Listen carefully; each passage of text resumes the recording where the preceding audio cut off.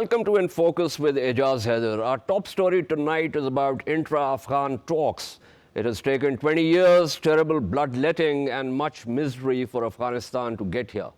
Saturday saw the opening ceremony at a hotel in Doha. Dr. Abdullah, chairperson of Afghanistan's High Council for National Reconciliation, Taliban Deputy Leader Mullah Abdul Ghani Baradar, and U.S. Secretary of State Mike Pompeo were the speakers, among others. Life clearly is full of deep ironies. But it's good news that all sides are talking peace now, though let there be no doubt that getting to peace will most likely be a rough ride. Dr. Abdullah spoke about the need for a lasting peace and immediate ceasefire. Baradar talked about an Islamic system for Afghanistan. Pompeo said the choice of a future political system was for the Afghans to decide. Ceasefire, future political arrangements, peace and social equality. That's the destination. The talks kicked off earlier today. Pakistan's role has finally been acknowledged by both the Afghan government as well as the United States. Where will things move from here is what we shall discuss tonight. We are joined by Ambassador Tehmina, Janjua, former Foreign Secretary of Pakistan. And we also have with us Jeffrey A. Stacey, a national security consultant, author, and a former State Department official in the Obama administration. Thank you to both panelists. Let me kick off with Ambassador Janjua. Ambassador Janjua, you were a participant in the run-up to these talks. Just walk us through the difficulties, the snags that you faced, the kind of role that Pakistan played in making this happen. Thank you very much. Today is, yesterday actually, it was on Sunday that it started, was an important day for the Afghan peace process, so to say. We have, as you pointed out, in the past also made several efforts in this regard. We had negotiated an important document with the Afghan government called APAPS, in which we laid out lots of parameters, difficult points for the Afghan government, difficult for us as well in some ways.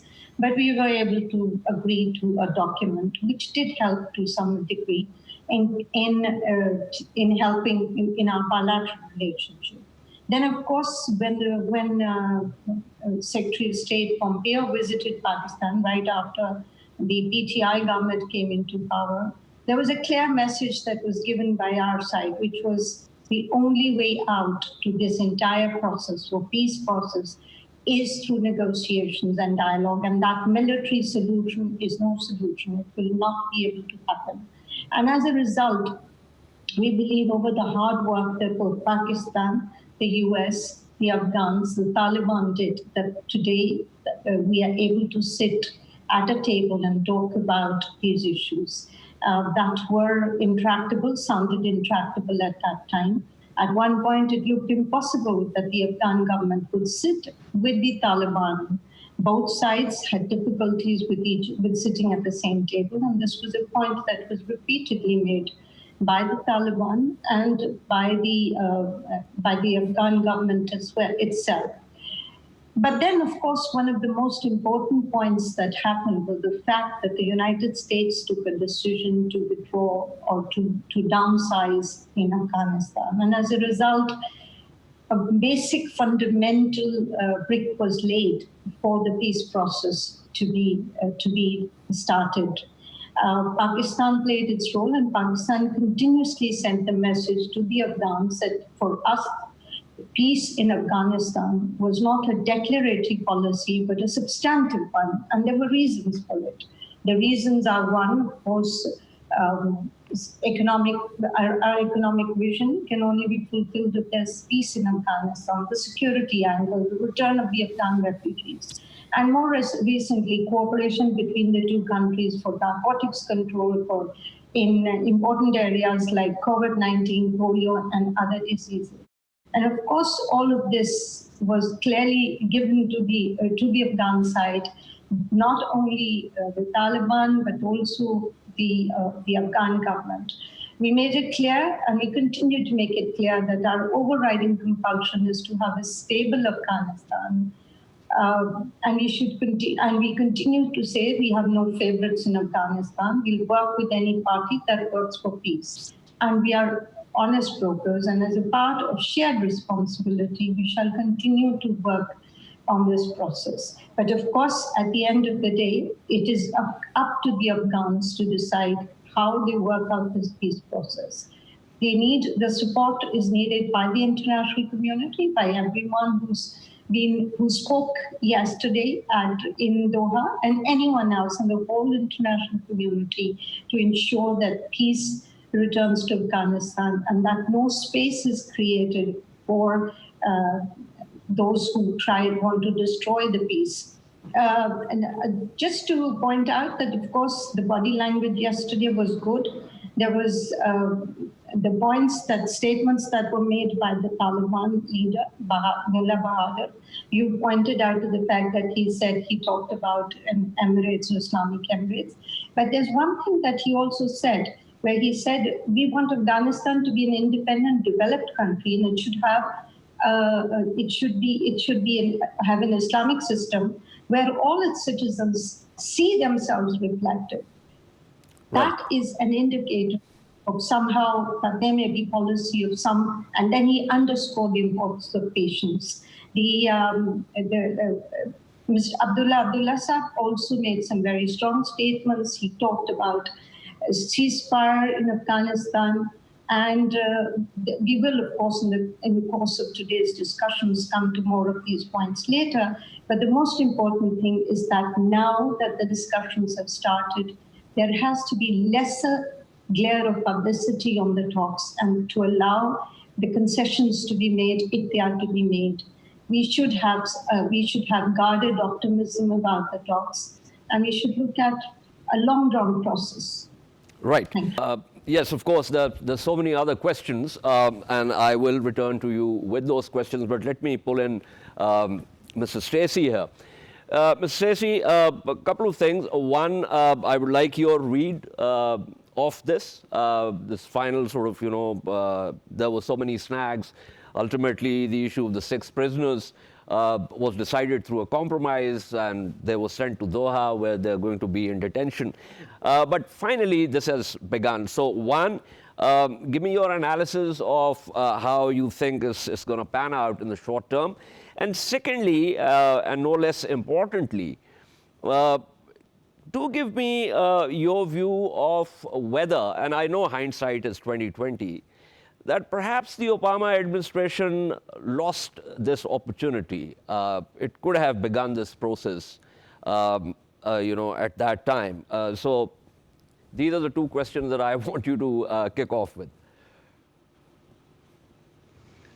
Not easy ones, but I'll do my best. Right. So we're, of course, pleased that 20 years in the making, we've arrived at this point, but there's a long way to go. Correct. The shift, though, and there have been numerous shifts that have been critical to getting us to this junction. And it is a milestone. It's more than a junction. It is something that has all the attached significance that you have described, and the ambassador has given more detail on. Now that we look at the short term, we're really expecting continued talks that will go on for some time.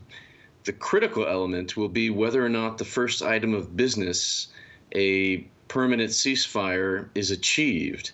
It's unlikely that the Taliban will agree to something in those exact terms, but they could be persuaded on something like a semi-permanent or temporary ceasefire, which de facto would essentially be the same thing.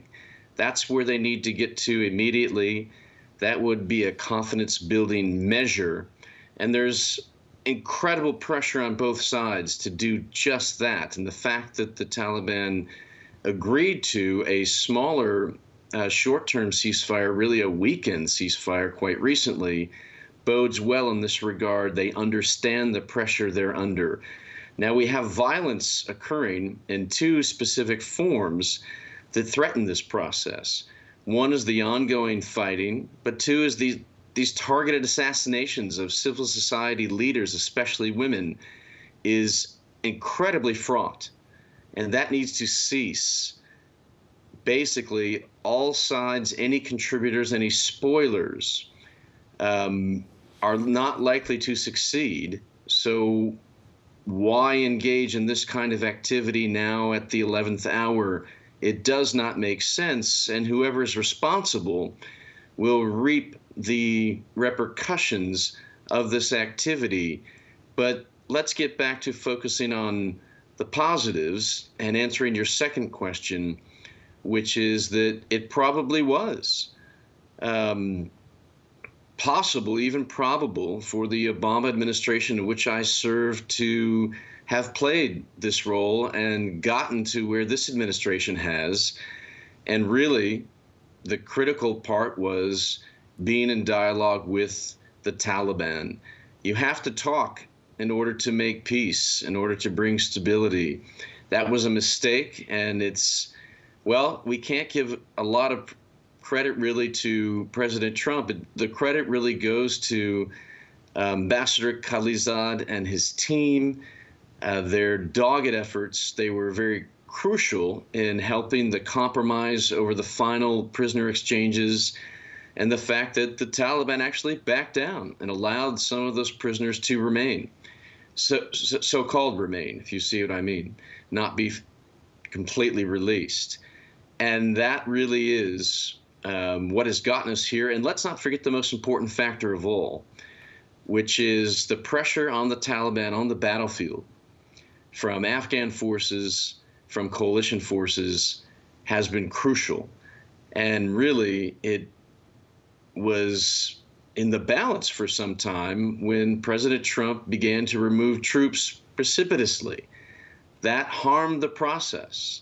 The cancellation of the Camp David talks at the last minute harmed the process. But we've gotten over those barriers, and inshallah, we will get over the rest of them as well, for the benefit, as the ambassador pointed out, even economically, depends on this. We could talk more about that in the next few minutes. Absolutely. Thank you for that exposition, Mr. Stacey. Ambassador Janjua, the Islamic system, of course, this is one of those things that the Taliban have to talk about. But when we look at the Afghanistan constitution, it is the Islamic Republic of Afghanistan. And when it comes to different and differing exegeses of how we look at the sources of religion and how we interpret them, there's a lot of space for differences, disagreements, and the rest of it. My concern is that this reference might be to, well, not exactly the 90s, but perhaps a more, shall I say, severe sort of, interpretation of an Islamic system, something that in the urban centers of Afghanistan, the youth and the, so many young men and women who've come of age in the last 20 years, they've had some gains. There have been lots of losses also, but there have been certain gains in terms of how this youth bulge looks at the world, what are their aspirations and the rest of it. And so I'll repeat the concern that perhaps that kind of a system, maybe not as severe as it was in the 90s, is unlikely to sit comfortably with the urban youth of Afghanistan at this point. Obviously, there's much water that's flown under the bridge since the 20 years ago. And from the appearance of it, the Taliban, who are sitting at the negotiating table, appear to be more realistic and more pragmatic. And that is something which is very different from what was there in the 20 years ago.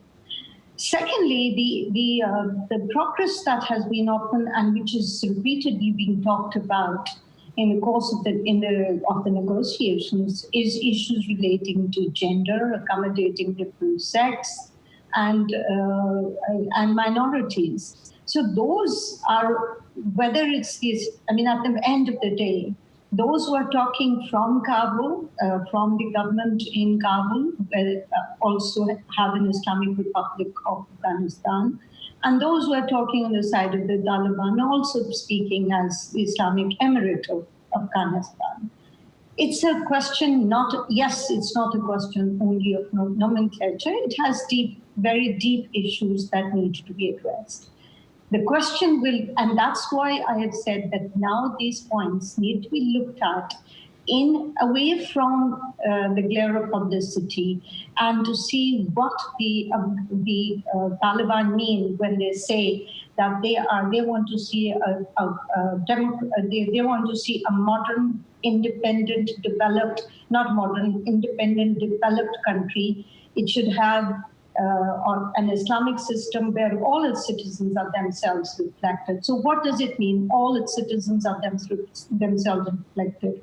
Are they talking about women, which is an issue? Or are they talking about minorities? These issues all need to be addressed. And obviously, when they're sitting at the table, they must have thought through both the Afghan sides, as it's an intra-Afghan dialogue, to look at how these areas are to be addressed. Yes, the majority of people, I think over 70% of the people in Afghanistan are youth, and they look at Afghanistan in a particular way.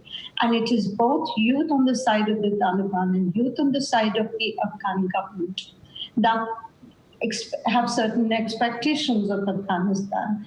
How these expectations are going to be developed and how it will help the people of Afghanistan is important. The important thing is, of course, a reduction in violence.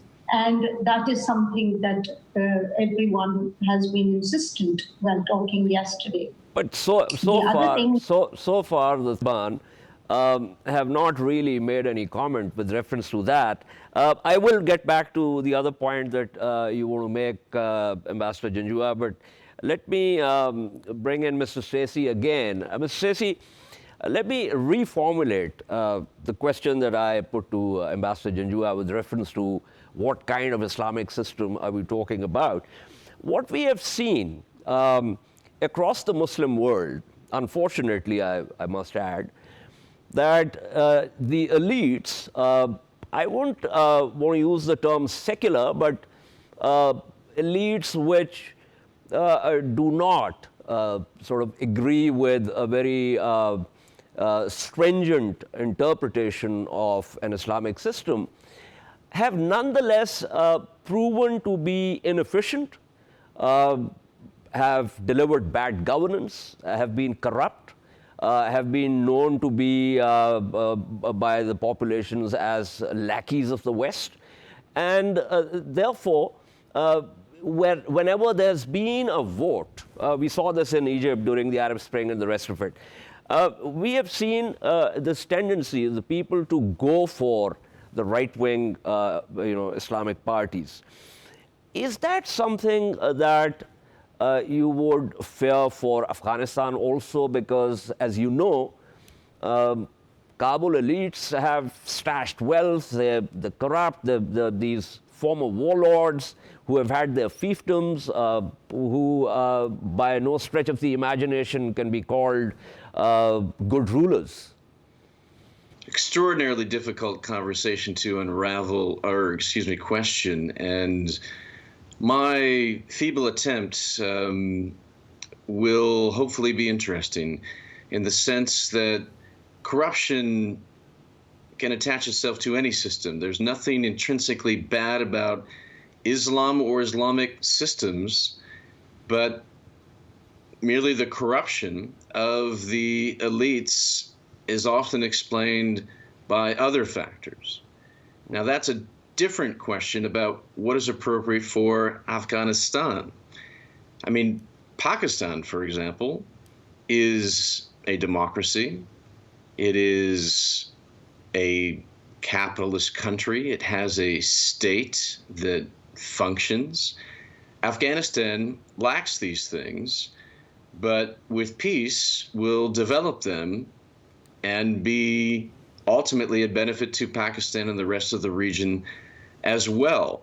The corruption that you refer to in the Afghan government is essentially something intrinsic to, put it this way, global South developing countries and their ongoing development. It is a kind of stage, if you will, Some may say a stage, it seem permanent, but we have seen a lessening of corruption as society opens up, as the rule of law becomes instantiated, as the institutionalization of governance occurs and service provision to people is achieved, corruption goes down. Afghanistan, for example, has an independent media. That Pakistan also has accountability via the media. So do other countries in the region. So this is really only an issue of the Taliban demanding some form of an Islamic republic. But as you pointed out, sir, that's already in the very name of the country. There is a way for this to be fudged. There's a way for this to achieve compromise. And ultimately, the largest benefits for all parties involved, Pakistan included, is for Afghanistan to be a democracy. Absolutely. With Islamic values. Absolutely. Strong, important Islamic values. Absolutely. Thank you so much. That was Jeffrey A. Stacey speaking with us. Let me go back to Ambassador Janjua. So, Ambassador Janjua, on a scale of 1 to 10, where would you place your optimism with reference to, as you know, we all know there are going to be a number of obstacles here. There are going to be spoilers. As a matter of fact, we did the program with reference to the first vice president's tweet, which was irredentist, where he spoke about Peshawar having been the winter capital of Kabul and the rest of it. So there are a number of spoilers. India, of course, is another country that's not particularly happy with the Taliban on the rebound. So where would you put your optimism on a scale of 1 to 10? Well, I think it's a little difficult to put the optimism in numbers, but yes, there are lots of optimistic pointers that are there. Number one, the people of Afghanistan themselves insist on having some kind of peace. That's helpful. Secondly, there's been a convergence amongst the extra-regional powers, especially the US, to rethink their policy towards Afghanistan. This review by all interested parties has allowed the opening of space to work towards peace.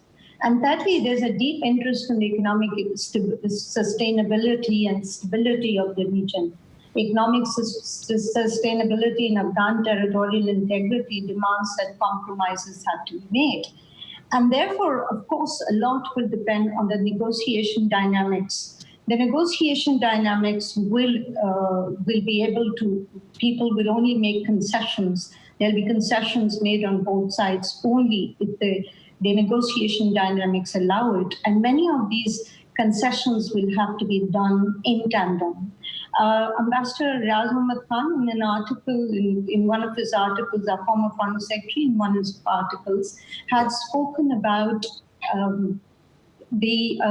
allowing the structures that are present there to continue to resist, i.e. seeing if there are possibility of the Taliban in some of the provinces, etc., to build on that. So there will have to be concessions that would have to be done by both sides. If one side takes a very firm position, obviously it threatens the dialogue. The negative points are that there will be lots of imponderables. There's this question that has been discussed of participatory government in Afghanistan. Now, participatory government in Afghanistan would mean that there would be the Taliban and the Afghan, the rulers in Afghanistan right now, who would want to be a part of that system. But it will be a very difficult compromise, and we have to keep our fingers crossed and look for a long haul in the negotiations. The positive, as I said, is that the Taliban have come to the table, the Afghan government has come to the table, yet the spoilers are there. You've spoken about the first vice president and his comments. They are there, and there are many others who don't want peace to return to Afghanistan. As far as Pakistan is concerned, there was a statement made by the Prime Minister yesterday and as well as the Foreign Minister yesterday, in which he clearly laid out what Pakistan's objectives in this process are. We have had enough fallout of the difficulties that Afghanistan has faced. The people of Afghanistan are brethren to us, and we cannot allow, as long as we can do it, we cannot allow the current situation to continue. And therefore, we will continue to help to facilitate.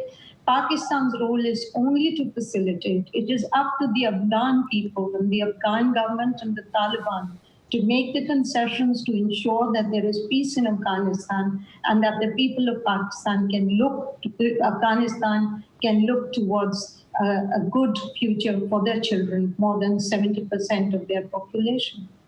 Right. I'm happy that you made a point, Ambassador Janjua, because in facilitating this process, it was a tough sort of act, in the sense that there are elements in Kabul that have always been looking at Pakistan and accusing Pakistan of meddling into Afghan affairs, and at the same time, the United States and everyone also wanted Pakistan to play a role. So give us a sense, our viewers, a sense of, since you were part of that process, you were at the deep end, that how did we manage to sort of, make this sort of journey in avoiding these accusations and at the same time playing a positive role, facilitative role?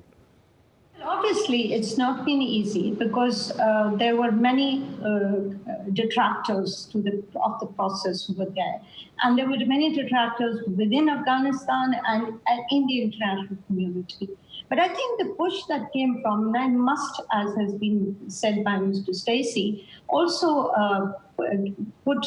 congratulate Ambassador Khalilzad for his very consistent and persistent work that he did. In Pakistan, it was the Ministry of Foreign Affairs and other important actors who also helped in ensuring that whatever we could do to try and bring the Taliban and the Afghan governments to the table, we tried to do. We used a lot of political capital. We did a lot of talking. We did a lot of clear indications and pointers saying that Pakistan's only interest right now in Afghanistan is peace, and that is important from Pakistan's perspective also. I'm completely convinced that as far as Pakistan and Afghanistan's development is concerned, they are linked to each other.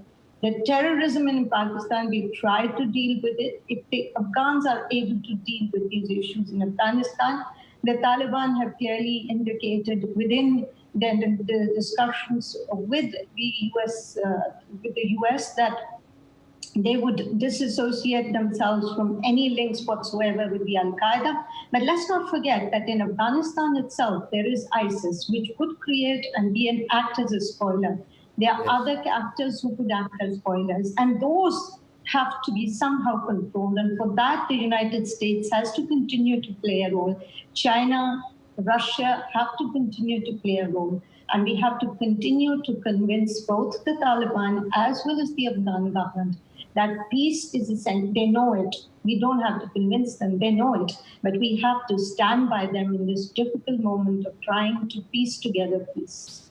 Absolutely. In fact, you're right. One of the reasons, and we've discussed this on this program several times, the reason for this peace process to actually work out some kind of political system is precisely because of the ISIS threat.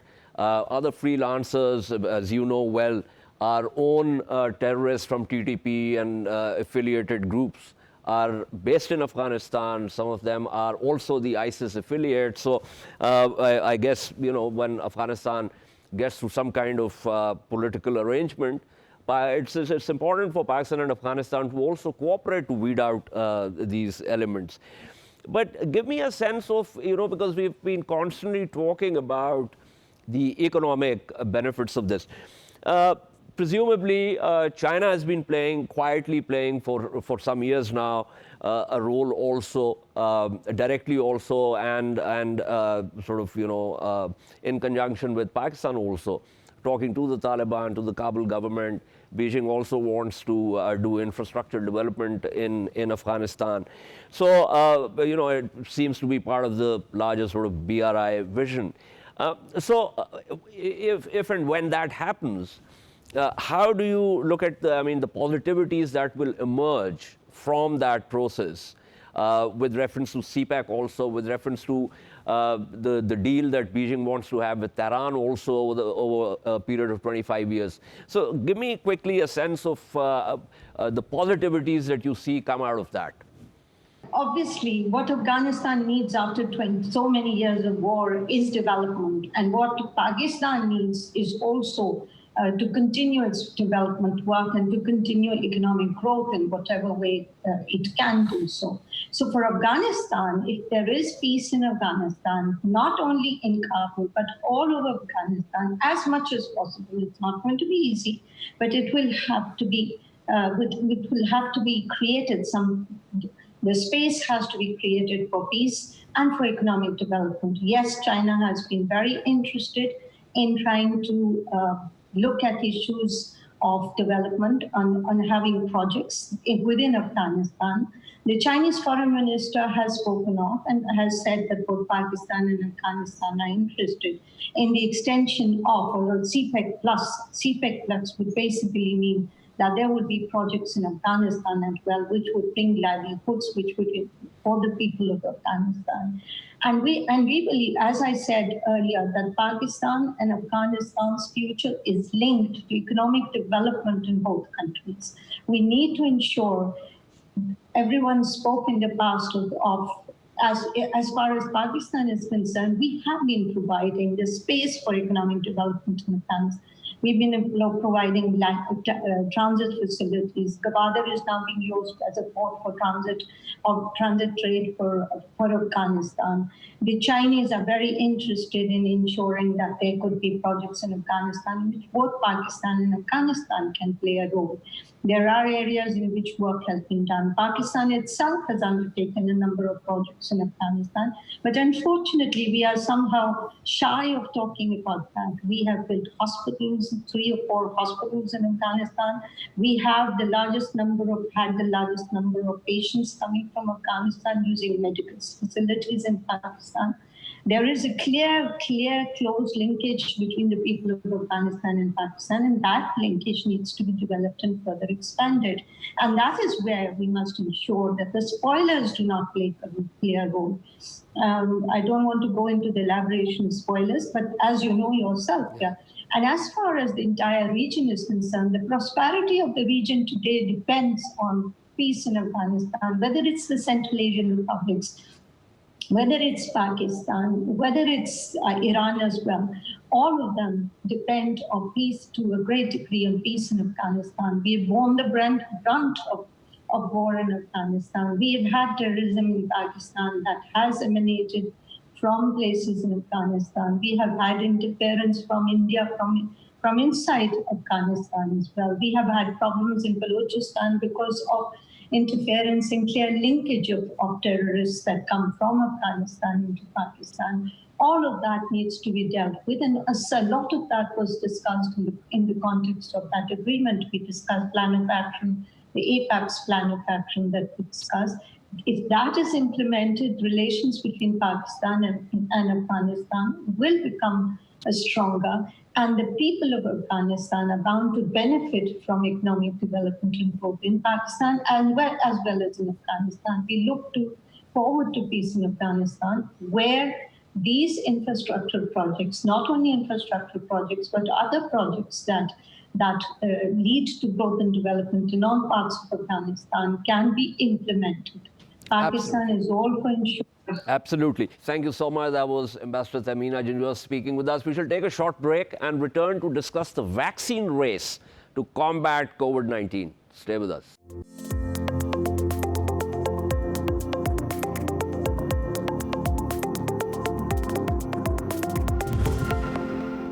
Welcome back to In Focus. Our second story tonight is about a range of vaccines that are being tested to combat COVID-19. More than 150 coronavirus vaccines are in development across the world. Hopes are high to bring one to market in record time to ease the global crisis. These include the US government's Operation Warp Speed initiative, which has pledged $10 billion and aims to develop and deliver 300 million doses of a safe, effective coronavirus vaccine by January 2021. The World Health Organization is also coordinating global efforts to develop a vaccine with an eye toward delivering 2 billion doses by the end of 2021. Experts say the vaccines essentially aim to instruct the immune system to mount a defense which is sometimes stronger than would be provided through natural infection and comes with fewer health consequences. Let's get to our panel of experts to find out more about these efforts, the likely timeline, and how much protection these vaccines will offer. We're joined by Dr. Shapa Mirza. Professor Mirza teaches at Lahore University of Management Sciences. Her research areas immunology and bacterial pathogenesis. We also have with us Dr. Javed Hayat Khan. Dr. Khan is a pulmonologist. Thank you to both panelists here. Let me begin with Professor Mirza here. Professor Mirza, what's the timeline? That's one question. Secondly, this becomes the big pharma thing. And then, of course, patents are involved, and you know the prices are involved, market capture is involved. So, how do you look at the sort of in terms of the timeline and in terms of the spread of the vaccine across the globe, especially in Pakistan? So I think both of these things are time consuming. First, let me address the timeline. So the timeline from when you conceptualize your vaccine to the day you deliver your vaccine, there are several steps that needs to be taken. And I think you have mentioned half of those, which was immunogenicity, efficacy, and safety. Those are the three very important steps that needs to be taken in order to make sure that the vaccine that you deliver is efficacious. It really mounts the immune response that you're talking about, and it is safe for people of all ages and of all races. The other thing is about the amount of time and the money that is invested in making a vaccine. So, of course, tremendous amount of funds are required in making a vaccine, from putting the vaccine together to going into the phase 1, 2, and 3 trials, to then marketing the vaccine, and then making sure that it is accessible to all populations. So I think that by 2020, I'm not sure how they are going to deliver it by 2021, if they have just recently started working on the vaccine, because for phase 3 trial, you need to make sure that you include all sorts of population. You include all age groups, you include people with comorbidities, you include people with different racial backgrounds, you include people with different ethnicities. So all of those need to be tested before you launch a very successful vaccine. Presumably, in order to check the effectiveness. Now, what you are telling me really corresponds with some of the expert views that I have in front of me. And one says it can typically take 10 to 15 years to bring a vaccine to market. The fastest ever, the vaccine for mumps, required 4 years in the 1960s. Vaccines, as you said, go through a multi-stage clinical trial process, which starts by checking their safety and whether they trigger an immune response in a small group of healthy humans, the second phase, and so on, what you just explained. So given this, the fastest being 4 years, one does feel skeptical about this 2021 timeline that is being given, including by the WHO.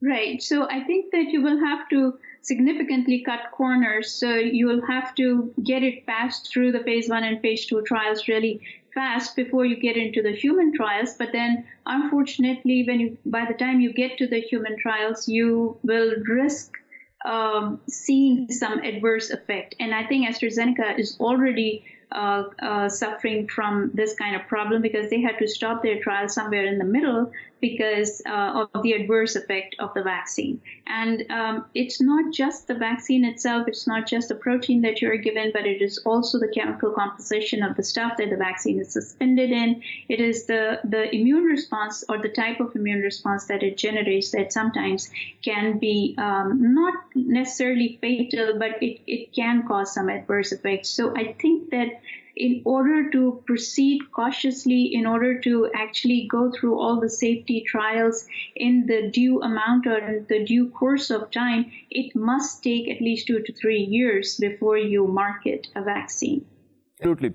That's my sense also, given what the expert analyses that are coming out tell us. Dr. Khan, give me your sense of this timeline, 2021.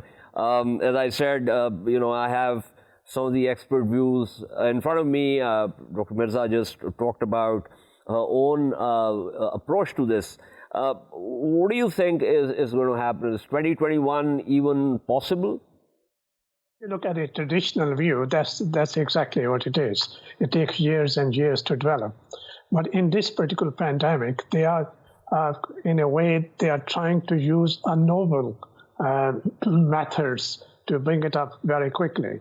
150 vaccines they have been trying, almost 2 dozens are in advanced stages. There are already 6, I think around 6 are in phase 2 and 3 trials already. AstraZeneca, yes, they did halt their program in the middle. It was based on only single 1% side effects, and then they resumed their trials again. It's very interesting when you read what's going on around the world. They have a very novel approach on this occasion, which is called plug and play. So this is a new strategy which the Chinese has developed. You just take a part of the genome and then play with it and trying to induce the response in the body. So I think when so many agencies are giving this timeline that by mid-2021, we may have a vaccine available, this probably is possible. They have combined phase 1 and phase 2 trials. The Russians has already brought in the market. They have already registered their vaccine. They are already trying it, and they have also tested the first vaccine. But Dr. Khan, no one knows really much time for this Russian Sputnik vaccine. I actually did a program on that, and I had experts, and they expressed a lot of skepticism about the efficacy and the safety of this vaccine. So basically what you're saying is that, and that's a thought expressed by Professor Mirza also, that we're trying to sort of, cut corners. My fear is that this would probably result in not really testing the vaccine or the vaccines, so there's so many of these being tried, in terms of the side effects on people, and it might be over a period of time, let's say 5 years or 6 years, that we actually get to know how this impacts. That's very true, because you touched on the Sputnik, the vaccines, and the skeptical people are. Even their first dose, when they started giving it, there was not much immunity. They have to give a booster dose to get some kind of immunity. This is what the published data shows. So exactly, we do not know what kind of response, the antibody response you are going to get, how long, how protective it will be, will they modify the course of the disease, and then, of course, the important thing, the side effects from the vaccine. Nothing is known at the moment. Everything is up in the air, but there are several agencies are trying, as you have pointed out, billions and billions of dollars are put in to bring into the market. But the concern is, as we have the previous H1N1, by the time they brought in the vaccine, the epidemic was already over. So this is what it is, and maybe by the time the vaccine comes in, we may not need it really in large doses. And as Dr. Mirza pointed out, they have to test it in all kinds of communities, especially the most vulnerable, where it will be indicated. That's the people with the chronic diseases, overaged people population, immune-suppressed population. So far, they're only testing in healthy individuals. So we do not know when they are going to test in that population where it is the most indicated. Absolutely. Thank you so much. That was Dr. Javed Hayat Khan speaking with us. Before I wrap up, let me go back to Professor Mirza here. Professor Mirza, I do fear that this could actually become problematic in a different kind of way, much as I want people to have this immunity against this particular pathogen. But it seems to me that in trying to sort of expedite this process, we might be compromising on a number of safeguards, and also the big pharma issue, which I think no one is really talking about at this time. But as you know, with various other drugs, this big pharma thing is, and the prices and the market shares and the rest of it, has generated a lot of controversy. Yes, so actually, I think I share your fears, and there is a race for launching a vaccine at the moment. And like you just said, that there are about 180 candidates for the vaccine that are being tested all over the world. So if we are not careful, we might actually jeopardize people's health by giving them a vaccine that has not been properly tried and that has not been properly tested in all human beings, in all I would say different ethnicities in different age groups. And like I said, that comorbidities are really important because people with comorbidities already have an existing condition. And on top of it, you are giving them a vaccine which might not actually work for them. So that they might end up having severe inflammation or an inflammatory response, which again can be detrimental for these patients. So I think we will have to think very carefully about it. Although this formulation of vaccine is not new, other vaccines have been developed with the same formulation. And the idea is that you give a protein to the body, and the protein treat this body just like it would treat an infection, but on a slightly smaller scale. But still, I would say that the immunogenicity is good, but the safety part of it should not be ignored. Absolutely. Thank you so much. That was Dr. Shapa Mirza speaking with us. This is all from In Focus tonight. We shall see you tomorrow. Keep following our latest updates on social media at indus.news. Good night and goodbye.